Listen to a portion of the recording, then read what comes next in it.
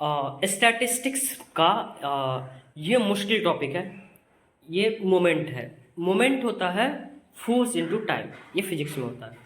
But यहाँ बात करें तो ये सेंट्रल टेंडेंसी से कितना डिविएट करता है ये बताता है मोमेंट।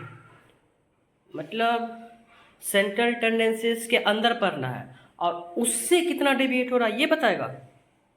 चलो देखते हैं। तो देखो ये चार टाइप का होता है, सी वी एस के। एस के होस्टल है ना, तो ऐसे याद रखते हैं, सी वी एस के में भेजो, हो सकता है वहाँ क्या सर मांग ली हो।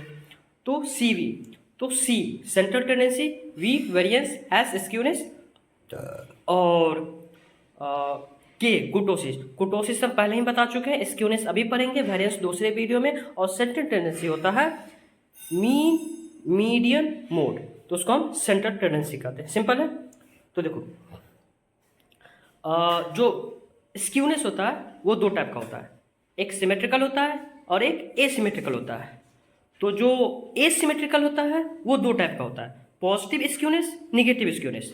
देखो पॉजिटिव स्क्यूनेस कब होगा, तुम्हारे पास डाटा दिया रहेगा और तुमको पहले मीन मीडियन मोड कैलकुलेट करना है। सिंपल है।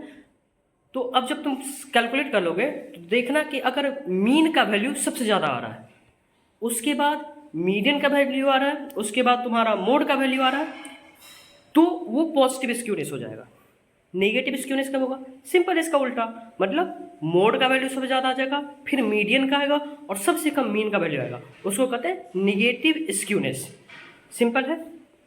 और इसके बाद तुम बात करें तो ये मोमेंट दो टाइप का वैसे होता है, एक रॉ मोमेंट, एक सेंट्रल मोमेंट, जिसका बात हम दूसरे वीडियो में करेंगे। अब आते हैं सिमेट्रिकल स्क्यूनेस पे।